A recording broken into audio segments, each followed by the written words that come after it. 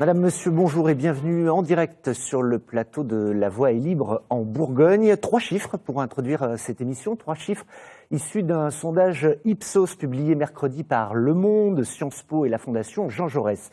8% des Français font confiance aux partis politiques. 72% estiment que la plupart des hommes et des femmes politiques sont corrompus et 83% pensent que le système démocratique fonctionne mal en France.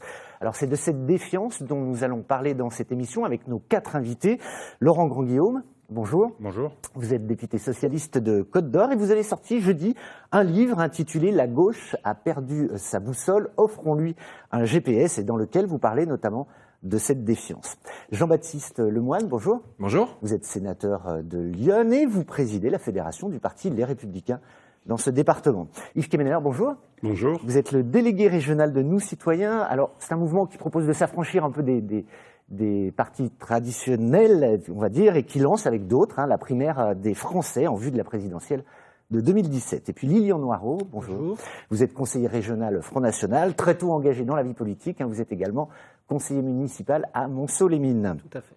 Alors, vous pouvez poser vos questions à nos 4 invités sur notre site internet bourgogne.france3.fr et commenter l'émission sur Twitter, #LVEL Bourgogne. Alors, on va donc parler de la méfiance et de la défiance, plus exactement, vis-à-vis de la classe politique en général et de François Hollande en particulier, puisque le président de la République est à 17% d'opinion favorable cette semaine. C'est le plus impopulaire des présidents de la Ve République. Et pourtant, il y a eu des bonnes nouvelles cette semaine, plusieurs, sur le chômage, la croissance qui repart, la vente des sous-marins. Comment vous expliquez cette défiance et cette impopularité ? Laurent Grandguillaume, moi je pense que qui est un partisan. La défiance, elle vient de plusieurs phénomènes. D'abord, le fait que les politiques, les responsables politiques, quels qu'ils soient, quels que soient les partis, n'ont pas toujours un discours de vérité, au sens où quand ils sont confrontés à une difficulté qu'ils ne peuvent pas, par exemple, respecter un engagement, ils ne vont pas toujours expliquer, soit qu'ils se sont trompés, soit qu'il y a eu un échec. Vous parlez de François Hollande ? Non, globalement, je parle de François Hollande. Il a, dans son bilan, il y a à la fois des ombres et des lumières. On ne peut pas dire que la gauche ou dans le quinquennat ou que François Hollande, tout ce qu'il a fait a fonctionné. Je veux dire, il faut être réaliste, il faut avoir ce discours de vérité. Mais cela appartient aussi à tous les hommes politiques et les femmes politiques, quels qu'ils soient. Et ce discours de vérité, on en manque dans notre pays. Et je crois que quand justement nous sommes confrontés à des difficultés, il faut expliquer pourquoi on n'a pas réussi à tenir un engagement et comment on peut surmonter cette difficulté. Et les citoyens, ils attendent cela, je crois en tout cas. Ça fait partie d'un premier élément. Puis ensuite, le sentiment aussi, je pense, parfois, qu'ont les citoyens, que le politique ne maîtrise plus l'ordre des choses, que les progrès technologiques vont très vite, que le numérique va très vite, et qu'en fin de compte, le politique apparaît un peu comme un pompier, voilà, qui court après les événements et qui est là pour éteindre des incendies, et qui ne dit plus là où il veut aller. On va en parler de tout ça dans cette émission, justement. Alors, plus particulièrement sur François Hollande, vous, Jean-Baptiste Lemoyne, j'imagine que vous la comprenez, vous, cette défiance, malgré les quelques signes positifs qui semblent émerger ici. Là. Oui, mais j'espère qu'aujourd'hui, justement, ce matin, nous allons faire la preuve que nous avons la capacité à parler les uns les autres, à échanger pour faire en sorte que les gens aient envie de croire à nouveau et encore dans l'action politique. Et donc, moi, l'idée, c'est pas de taper à bras raccourcis, mais juste de faire le constat que François Hollande, en 2012, a été élu, effectivement, avec une posture. On se souvient du discours du Bourget, mon ennemi, c'est la finance, avec, faisant signer ses ministres des chartes d'éthique et de transparence. Et c'est vrai qu'après, on se retrouve avec quoi ? Du point de vue de l'électorat de gauche, on se retrouve avec parfois des réformes qui sont différentes de celles qu'il attendait. La version 1 de la loi travail allait sûrement dans le bon sens pour déverrouiller un certain nombre de choses, de libérer les énergies. Et effectivement, c'était pas ce qu'attendait son électorat. Ça ne correspondait pas au discours. Ça ne correspondait pas au discours. Et donc, à partir du moment où il y a ce hiatus, effectivement, il y a ce sentiment pour l'électorat d'être floué, et ce qui accrédite, effectivement, une sorte de désintérêt pour la chose publique. Maintenant, moi, je crois que plus globalement, si on regarde, on fait face aussi avec l'irruption des réseaux sociaux, avec, des médias qui maintenant se déploient de façon très large. On est dans l'immédiateté. Et c'est vrai qu'il y a une difficulté, je pense, pour tous les gouvernants, et pour tous les gouvernements d'ailleurs, c'est pas propre à la France, en Europe, comment arriver à montrer un cap, à garder une cohérence dans l'action, alors que l'actualité est balayée d'un jour sur l'autre. Et pour prendre un exemple très concret, lorsque Jacques Chirac, en 1995, faisait une conférence de presse, président de la République, cette conférence de presse, quelque part, elle vivait pendant, je pense, une semaine, 15 jours. Je veux dire, véritablement, ça alimentait le débat public. Aujourd'hui, François Hollande, ou hier Nicolas Sarkozy, font un point presse. La durée de vie, c'est 24 heures. Parce que derrière, on va vous sortir la dernière phrase de Nabila, pardon. Mais c'est la vie. Mais c'est comme ça. Et donc, ça on peut pas lutter. Non, mais et donc nous, il faut qu'on arrive à trouver des solutions pour contrer ces phénomènes-là. Qui font que tout est mis sur le même plan. Or, je suis désolé, la parole du président de la République, quel qu'il soit, c'est pas le même plan que la parole de Nabila. Voilà. Et Klenner. Je crois qu'il ne faut pas faire non plus du Hollande bashing comme on a fait du Sarkozy bashing pendant. C'est quand même ce qui se passe depuis 10 ans, oui. La défiance que l'on a aujourd'hui est la conséquence, et ce que disait Laurent Grandguillaume, la conséquence de 30 ans ou 35 ans de mensonges répétés, de gauche comme de droite, de tous les gouvernements, qui n'ont jamais su ou jamais pu prendre les véritables décisions. Et la défiance, à mon sens, je vais prendre trois exemples très rapides. On dit, par rapport à la loi travail, par exemple, il faut que les salariés ne travaillent pas trop longtemps, etc. Il faut réduire la qualité de vie, etc. Très bien, mais dans les cabinets ministériels, les membres des cabinets ministériels font 80-90 heures de travail par semaine. Et ce sont eux qui disent mais il faut travailler moins, qui commencent par se l'appliquer. Deuxième exemple, la retraite. Je me tourne vers les deux parlementaires. Tout le monde dit il faut effectivement une réforme de la retraite beaucoup plus virulente, etc. Messieurs, commencez par faire la réforme de votre régime spécial. Comment voulez-vous que les gens vous fassent confiance à partir du moment où vous leur dites très bien, faites des efforts, mais nous, pour l'instant, on n'en fait pas. Un manque de crédibilité, quoi. Et un troisième exemple qui est tout à fait frappant. Vous savez que dans une entreprise, on doit avoir 6% de salariés handicapés. Et si on n'a pas ces 6%, on est amendé. Aujourd'hui, dans la fonction publique, toute fonction publique confondue, on doit être à 2,5%. Donc que l'État et au travers de l'État, les élus des partis traditionnels commencent déjà par s'appliquer à eux-mêmes ce qu'ils préconisent pour les autres. L'exemplarité. On finit le premier tour de table et puis on discute. Lilian de Marot, vous, sur certaines popularités précisément du chef de l'État, elle vous semble légitime, évidemment? Alors, cette défiance qu'ont les Français vis-à-vis de François Hollande est totalement légitime, comme il l'avait d'ailleurs à l'égard de Nicolas Sarkozy. Sarkozy, Hollande, bonnet blanc, blanc bonnet, c'est simplement des mandats d'échec, de renoncement. Prenons le cas de M. Sauvadet, votre collègue, M. Lemoine. François Sauvadet, durant la campagne des régionales, s'était engagé à démissionner de son mandat de député si élu à la région, que ce soit à la tête de la présidence ou simple conseiller régional. Excusez-moi, mais il n'a toujours pas démissionné. Donc c'est quand même un refus. Alors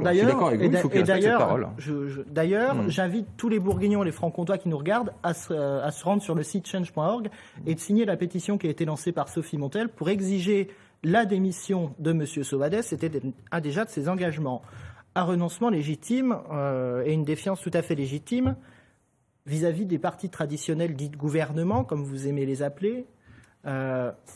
Hollande, qu'a-t-il fait? On va retenir quoi de son mandat? Le mariage pour tous, et après on va retenir le chômage pour tous, les attentats. Voilà, c'est ça le bilan de François Hollande. Alors quand j'entends M. Grandguillaume dire les politiques, je ne vous ai pas coupé s'il vous plaît, je ne vous ai pas coupé, donc j'aimerais également pouvoir terminer, M. Grandguillaume, s'il vous plaît. Donc quand j'entends M. Grandguillaume dire les politiques courent, sont les pompiers, mais vous êtes les pyromanes. C'est vous qui avez mis le feu dans les quartiers. C'est vous, avec vos politiques dites de la ville, c'est vous qui êtes les responsables. Alors que vous offusquiez aujourd'hui les Français sont défiants vis-à-vis des politiques, mais c'est votre faute. Alors si vous n'y arrivez pas, mais laissez la place, arrêtez. laisser la place à ceux qui veulent vraiment travailler pour la France et les Français. Ce qu'on peut dire par rapport à ce que dit M. Noireau, est-ce que finalement il y a eu des réformes Là, c'est un exemple. Elles Vous sont voyez, inaudibles. Dire que, par exemple, les attentats, c'est en quelque sorte un bilan de François Hollande, franchement, c'est une caricature de la politique que de dire ça. Pourquoi ? Parce que les attentats, c'est pas le bilan de François Hollande. C'est, hélas, ils ont touché à la fois la France et les Français, et nous sommes tous, justement, normalement, ensemble à combattre le terrorisme, et ce n'est pas le bilan, en fin de compte, d'un ou un autre. C'est notre pays qui a été frappé. Donc ça, je tiens quand même à le dire. C'est votre Après, bilan. vous savez, par rapport à ce que vous dites, et vous parlez par exemple de François Sauvadet, par rapport au cumul des mandats, mais ce que je constate aussi, c'est que même dans votre propre parti, vous avez des élus qui cumulent. Vous dites qu'il faut changer la politique, et en même temps, vous avez, en quelque sorte, avec les différentes victoires que vous avez eues à certaines élections, et bien maintenant, des parlementaires qui sont issus également élus locaux. Donc, c'est un élément à prendre en compte, parce que vous ne l'appliquez pas non plus au Front National. C'est le cas de Sophie Montel, notamment. Sauf que le cas de bilan, vous parlez d'exécutif. Quand je me suis appliqué le non-cumul des mandats... Prenons Je l'exemple finis seulement sur le non-cumul des mandats. Quand je me suis appliqué le non-cumul des mandats avec un exécutif local, donc j'ai démissionné d'adjoint au maire, de vice-président d'agglomération et de conseiller général quand j'ai été élu député, moi-même j'ai eu des difficultés à défendre le non-cumul dans ma propre famille politique, puisque la loi qui a été adoptée s'applique en 2017, et je crois qu'il faudra justement qu'elle soit respectée par tous et qu'elle fasse l'objet d'une, je l'espère, une unité nationale. Il faudra aller plus loin dans le non-cumul dans le temps aussi, à 2 mandats consécutifs. Mais on voit bien la difficulté à avancer sur ces sujets, parce que c'est sûr que les élus en place ne vont pas forcément s'appliquer toujours ce qu'ils justement proposent. Quant à la retraite des parlementaires, il y a déjà eu une première réforme. Il faut aller plus loin, effectivement. Je ne pense pas qu'avoir un régime spécial soit une bonne chose. Et vous avez raison. Ça participe aussi parfois à une forme de décrédibilisation, au sens où quand on demande des efforts aux Françaises et aux Français, il faut aussi savoir, bien sûr, en faire et commencer par en faire pour soi-même. Après, il faut aussi, quand même, pour les élus, permettre, et je pense, un statut de l'élu qui offrirait, en particulier aux citoyens qui viennent du privé, la possibilité de pouvoir se présenter aussi à des élections, parce que là aussi, il n'y a pas assez de diversité, je pense, du point de vue social. Au sein des élus. Oui. Alors, une réaction, parce que on parle effectivement de la défiance croissante. Et lié au bilan du gouvernement, moi, il y a quand même quelque chose qui me fait un peu mal au cœur, c'est le fait qu'on a un gouvernement qui, d'une part, a conduit à faire des régions XXL, très grandes, et également des intercommunalités très grandes. Et du coup, c'est vrai que la figure du maire, qui est dans la commune l'élu de proximité, eh bien ce maire, il voit ses pouvoirs dilués, transférés pour beaucoup. Et je trouve que, justement, de ce point de vue-là, le gouvernement n'a peut-être pas rendu service à la proximité, au rôle des élus locaux, et parce que ce sont eux sur lesquels repose cette République. Justement, il y a Mathieu Roy qui nous envoie plusieurs questions d'ailleurs à ce sujet et qui insiste beaucoup là-dessus, c'est d'un de nos téléspectateurs. Donc les Français rejettent leurs politiques nationaux, mais ils respectent leurs élus locaux. Or, depuis de nombreuses années, on détruit ce lien de proximité. Et il dit, alors quelle place est-ce que vous accordez aux élus de proximité et surtout, est-ce que vous sauvegarderez l'échelon communal qui semble quand même menacé par les différentes réformes. J'ai un point de vue critique par rapport aussi, parce qu'il faut avoir un regard critique sur ce qui a été fait. La loi NOTRe avec les grandes régions, en tout cas c'est nécessaire d'avoir des régions, je pense, en tout cas plus fortes au niveau national et au niveau européen. Après, l'intercommunalité, c'est une bonne chose, de pouvoir se regrouper pour avoir des compétences communes et puis répondre aux besoins des citoyens. Mais c'est vrai que la commune, en fin de compte, on la critique beaucoup en disant il faut réduire le nombre de communes, il y a trop de communes en France.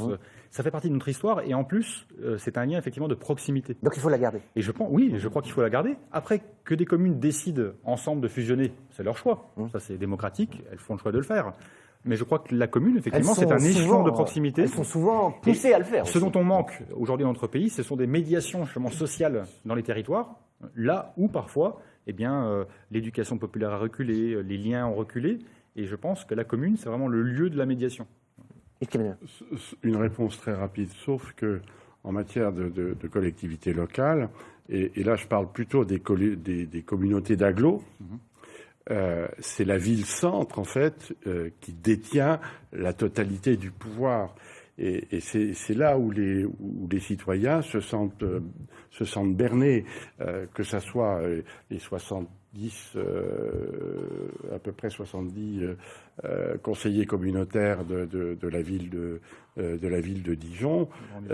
Il doit y avoir 35 35 conseillers issus de la ville, directement de la ville de Dijon. Proportionnel. Donc les décisions qui sont prises au niveau de la communauté d'agglo sont les décisions de la ville de Dijon.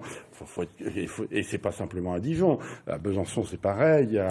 Dans toutes les communautés d'agglo. Les villes-centres tiennent un rôle primordial. Alors c'est moins vrai dans les communautés de communes où il y a un véritable travail de collaboration entre les communes.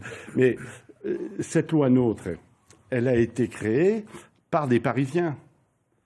Et qui ne connaissent pas, vous connaissez l'expression derrière le périphérique, c'est les sauvages, quoi.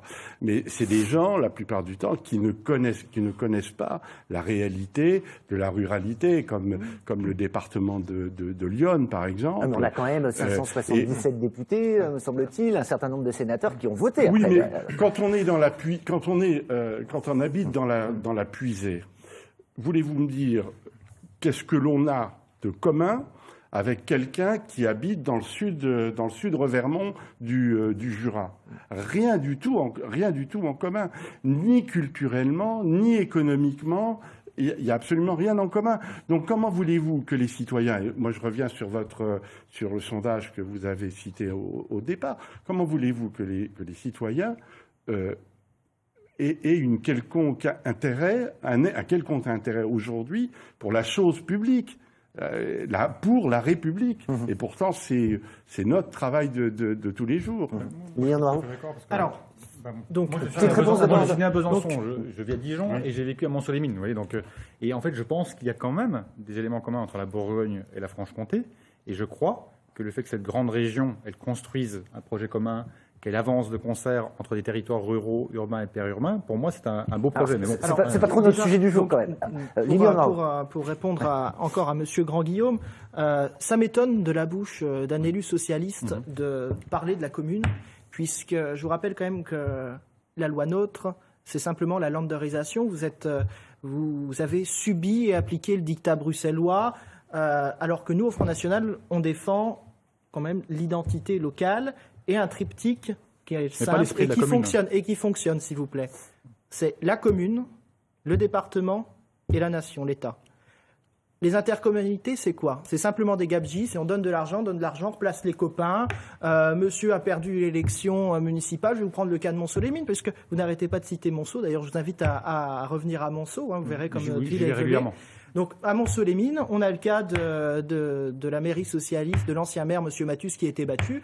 Et à la communauté de communes, on a replacé le copain, qui est ancien conseiller général, qui est élu à la ville de Monceau, on l'a mis vice-président. Comme ça, il est recasé. Donc, l'intercommunalité, c'est simplement une gabegie et du copinage. Alors, la loi NOTRe, c'est quoi la loi NOTRe? C'est simplement encore cette grande fusion qui n'apporte rien, qui n'apporte pas d'économie et qui fait au contraire encore mal au portefeuille des Français. Et pour parler des Bourguignons, des Francs-Comtois, Madame Dufay, votre collègue socialiste à la région, a quand même mis qui n'a pas prôné d'ailleurs aucune économie, elle l'a dit hier. Revenons sur la défiance. Je termine simplement, mais la défiance, c'est celle-ci. Durant la campagne des régionales, on ne l'a jamais entendu dire qu'elle allait augmenter le tarif des cartes grises. Et maintenant, qu'est-ce qu'elle fait? Qu'est-ce qu'elle a fait hier? Qu'est-ce que la majorité socialiste a fait hier? Elle a indexé le tarif de la carte grise de cheval fiscal qui était de 51 € en Bourgogne et 36 € en Franche-Comté, l'a indexé à hauteur de 51 €. Les Francs-Comtois, grâce à vous, vont encore devoir payer plus. Elle a assumé hier à notre micro. Sur la commune, parce qu'en fait, là où on a une grande différence, et c'est important qu'il y ait des clivages, justement, c'est que vous défendez l'identité locale. Et je vois quelle identité, c'est-à-dire l'identité reliée à l'insécurité, reliée à l'immigration, c'est-à-dire le corpus idéologique du Front National, c'est le club de l'horloge. Mais je vous rappelle les choses, parce que c'est comme ça. Moi, ce que je défends, c'est plutôt l'esprit de la commune. Et l'esprit de la commune en France, il y a une histoire. Il y a une histoire. Merci de le rappeler. Et c'est pas que vivre ensemble, c'est aussi faire ensemble. Et je ne suis pas sûr, justement, que vous défendiez cela, parce que quand vous dites que vous défendez la commune, on ne doit pas défendre la même commune quand même. Si. Les intérêts de nos concitoyens. Moi, je crois que il est impératif de garder, pour garder la confiance des Français, ce lien entre l'élu et les électeurs. Et ce lien, il passe, on le voit au niveau de la commune, par quand même une confiance qui est donnée au maire et à sa liste, et pour les élections, quand même au scrutin majoritaire. Moi, je crois beaucoup aux vertus de ce scrutin, parce que l'élu est responsable quand même. Hein. Alors que quand on va sur des scrutins proportionnels, qui sont appelés de leur vœu d'ailleurs par le Front National ou par d'autres partis qui se disent on va se faire une place au soleil grâce à ça, ça dilue la responsabilité. Et c'est vrai qu'à l'échelon régional, c'est un peu ça. Et d'ailleurs, on peut voir que lorsque les partis protestataires sont candidats aux élections à la proportionnelle, ils font souvent des gros scores, mais quand il s'agit de donner les clés du camion et de faire confiance au niveau d'une élection municipale, on voit que vous divisez votre score par deux. Vous divisez votre score par deux. Et donc c'est pour ça que on va faire tourner un peu la parole après. En réalité, et la proportionnelle. Mais on voit, c'est simplement. Attendez, monsieur Noireau, dès lors qu'on est près du local, dès lors qu'on est près du local, on apporte des solutions. Et quand on apporte des solutions, eh bien, c'est vrai que les gens retrouvent confiance. Et donc c'est pour ça que moi je dis, il faut pas non plus tomber dans un discours parce que j'ai entendu le discours de nos citoyens sur les avantages des élus, etc. Il y a 500 000 élus locaux en France, les retraites, etc. Il y a 500 000 élus locaux, c'est sur eux que ça repose. Et eux, ils coûtent pas cher parce que les 3/4 sont bénévoles. Et en réalité, moi, quand je siège au Sénat, je suis avant tout un élu local qui est envoyé par ses pairs pour faire en sorte que les politiques qui sont élaborées, les décisions qui sont prises, soient éminemment respectueuses de ce fait-là. Voilà. C'est pas du tout ce que l'on dit au niveau des élus locaux. Simplement, vous avez raison, Monsieur Lemoine, au niveau du scrutin majoritaire. Alors, à une seule condition, c'est que la plupart du temps, dans les élections locales, les élections municipales en particulier, puisque ce sont des scrutins de liste, si celui qui a au deuxième tour 51%, s'il prenait plus en compte celui qui a fait 49, ça marcherait quand même beaucoup mieux. Regardez, tiens, et puis je vais prendre Laurent Grandguillaume à témoin, puisque il a pris cette responsabilité, c'était très bien. Quand François Hollande est arrivé au gouvernement, première mesure qu'il a fait, ou quasiment la première, suppression de l'exonération de charges sur les heures supplémentaires. C'était vraiment une position totalement idéologique contre laquelle vous vous êtes opposé. Je crois qu'en 2013, vous avez dit c'est une connerie. C'est une bêtise. Voilà. On va pas revenir sur chaque mesure, mais j'aimerais qu'on revienne quand même sur le climat actuel. On voit notamment lors des manifestations contre la loi travail de nombreux débordements. Est-ce que ça part pas aussi du même principe? Est-ce que ça veut dire quelque chose, selon vous, sur le climat actuel de défiance, encore une fois, vis-à-vis de la classe politique Je pense que la défiance, ça appelle aussi des solutions. C'est pas uniquement faire le constat de la défiance. Oui, il y a des tensions sociales, il y a des tensions politiques. Ce qu'il faut, je crois, c'est concrètement, le non-cumul dans le temps, 2 mandats successifs maximum. 2, c'est tirer au sort 10% des assemblées délibérantes, communes, départements, régions, c'est ce que je propose dans le livre, parmi les citoyens qui sont inscrits sur les listes électorales. De manière à ce que, dans l'ensemble des assemblées délibérantes, on ait des citoyens qui ne sont pas forcément membres de partis politiques, qui soient tirés au sort et qui participent au débat, en fait, et qui puissent, justement, par leur intervention, poser des questions aussi sur l'exécution, sur les projets, et qu'en même temps, être force de proposition. Et puis après, il faudrait aller plus loin. Moi, je propose aussi que, par exemple, on puisse fusionner le Sénat et le Conseil économique, social et environnemental. Mais au moins, ayons le débat. Pourquoi pas? Territoire représenté, également les forces sociales, on parle des tensions sociales, les forces économiques, mais en tout cas, on peut avoir ce débat. Et je pense qu'il est important. Et puis après, on peut encore aller plus loin sur d'autres sujets. Je vais vous donner un bulletin d'adhésion à nos citoyens, que finalement... ça vous aide? Oui, c'est... Alors, je vais me permettre de répondre à Monsieur Lemoine concernant déjà la proportionnelle. En fait, ce qui vous fait peur avec la proportionnelle, c'est de perdre vos petits avantages. Non. Si, attendez, laissez-moi terminer. Quand vous n'arriverez pas, non, mais on réussit à. Vous dites que vous n'arrivez pas à être élu au scrutin majoritaire. On arrive. Regardez à Fréjus les municipalités. Regardez aux dernières élections départementales où nous avons fait élire plusieurs dizaines de conseillers départementaux. La proportionnelle vous fait peur. Nous, dans Lyon, il y en avait 2. Il y en a plus. Dans Lyon, entre les démissions. Il n'y a pas dans Lyon. Laissez-moi terminer, s'il vous plaît, Monsieur le Sénateur. Quel respect de la parole des électeurs à voir. Vous faites élire un binôme dans Lyon, ce binôme n'existe plus. Vous pourriez me laisser terminer, s'il vous plaît? Non, mais c'est intéressant. Ça montre véritablement quel est l'engagement des candidats du Front National. Voilà. Alors, la proportionnelle, ça leur fait peur, puisqu'on réussit à mettre le pied dans la fourmilière et à mettre un bon coup dedans. Ça leur permet de casser leurs petits avantages et leurs petites routines. Pourquoi lors des dernières régionales, les socialistes se sont retirés en PACA, dans le Nord, pour faire front contre le Front National et pour s'allier à l'UMP. Ça démontre d'ailleurs parfaitement l'UMPS. Non, la République, nous sommes républicains. Comme vous, Je ne comprends pas qu'il y ait eu d'alliance. On ne défend pas la même idée de la France. Non, mais monsieur Estrosi, dans le Vous parlez tous en même On temps. défend une France orgueilleuse. Moi, je défends une France s'il vous prospère. plaît, monsieur Grandillon. C'est différent, c'est différent. Vous parlez, j'aimerais également pouvoir C'est un m'exprimer. débat, on est là pour débattre, on n'est pas là pour... bon, Et voilà. dans le respect. Donc, dans le respect. Mais ça La nous prend- proportionnelle, ça vous fait peur. C'est tout.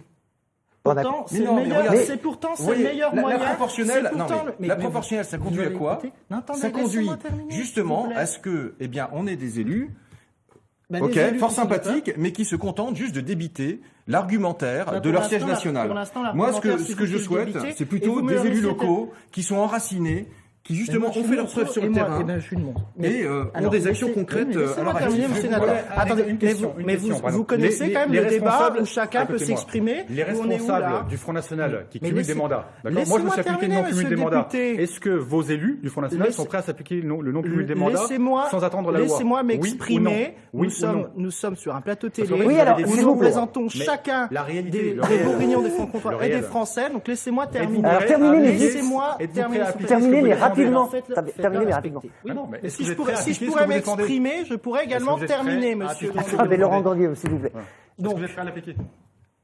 Oui ou non? laissez-moi. Est-ce que vous êtes... terminer. Bon, alors, on Là, va répondre. donc- Donc, on a compris que vous étiez pour la proportionnelle. Est-ce que vous Non, êtes mais pour le s'il est non-cumul embêté. des mandats? Mais bien sûr. Ah bah, appliquez-le. Mais bien sûr, on l'applique. Bah non. Mais Vous l'appliquez sur cette proportionnelle, C'est tout. l'instabilité. C'est la Non, fin de la nous, Cinquième on propose. République. François Vous soldez Hollande, la Cinquième République. François Hollande, lors des présidentielles en 2012, l'avait mis dans son programme instaurer une dose de proportionnelle. Et ce qui vous fait peur avec cette proportionnelle, c'est simplement le fait de laisser s'exprimer les Français et de pouvoir donner les moyens aux Français d'avoir des mairies, d'avoir des députés, des sénateurs à l'Assemblée nationale, au Sénat, qui soient Front National. C'est tout ce qui vous fait peur. il y en a, Et c'est encore un des renoncements de François Hollande, un de ses engagements. Donc quand on parle de il faut une défiance, majorité des 3/5 quand du on parle de Congrès pour, défiance, Un vous mot en faites de encore Yves une Keller, démonstration parce qu'il y a- pure et simple, monsieur. Simplement, qu'on ne se trompe pas, monsieur Lemoine. Les Français n'ont pas de défiance ni de méfiance vis-à-vis des élus locaux. Issus des partis, pourtant. Oui, mais le problème, c'est le trottoir qui est à refaire, la mamie qui a mal traversé, Le etc. problème des intercommunalités, C'est d'ailleurs, pas puisque vraiment un c'était problème. La défiance, elle est vis-à-vis du pouvoir enfin, on va dire entre guillemets du pouvoir parisien, parce que c'est même pas du pouvoir des parlementaires, C'est même l'Union pas du pouvoir des européenne. C'est parlementaires. l'Union partage tout à européenne fait. qui décide C'est de du tout pouvoir maintenant. administratif, C'est le sûr, dictat de bien Bruxelles, sûr, la qui Commission nous, européenne, bien monsieur sûr, Juncker. qui nous dirige. Et quand je vous écoute tous les deux, il y a plein de points que je reprendrai à mon compte. Ça, Je vais être obligé de vous interrompre. Parce que... vous me redonnerez la parole. Allez, je vous redonne après les après les infos. Après les infos, Oui, parce s'il vous que plaît. effectivement, on va voir.